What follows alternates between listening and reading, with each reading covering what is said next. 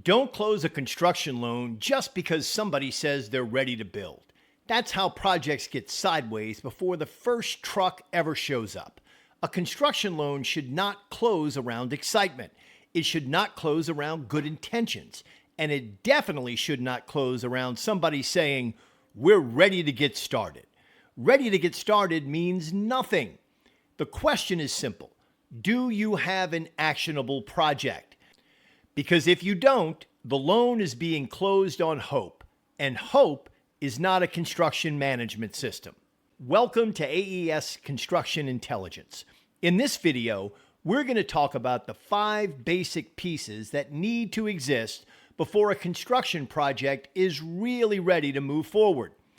I call these the 5 pillars of an actionable construction project, and they are plans, budget, contractor, funding strategy, permit. That's it. And if one of those pieces is missing, the project may still be possible, but it's not actionable yet. The first pillar, plans. You need to know what is actually being built. Not a conversation, not a sketch on a napkin, not something kind of like this picture we found online.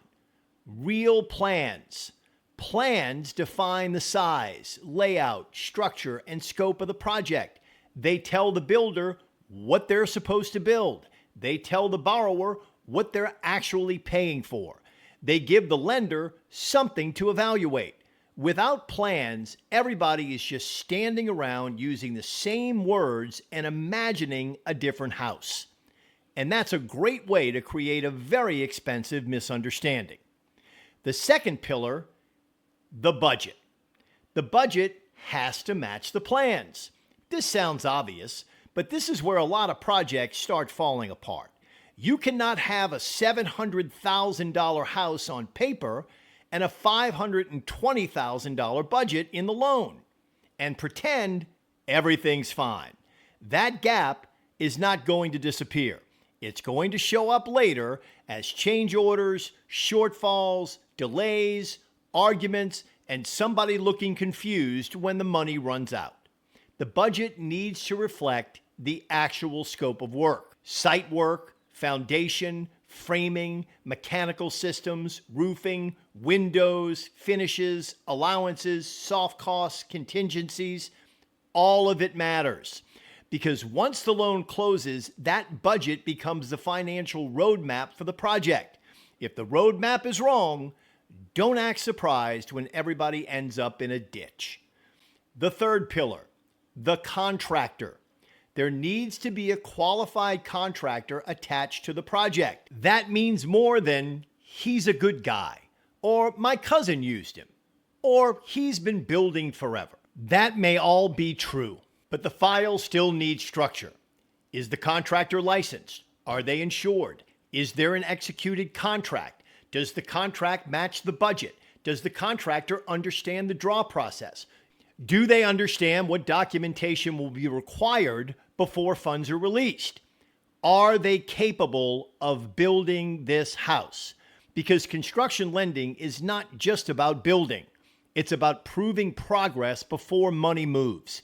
A good builder can still create a bad loan file if the documentation is weak. And a weak file creates problems for everybody. The fourth pillar, the funding strategy. This is where people get uncomfortable because they assume the loan amount solves everything. It does not. A construction loan is not a magic pile of money. The lender needs to understand how funds are going to move through the project. Who's paying deposits? Is the borrower equity required up front? Are soft costs included?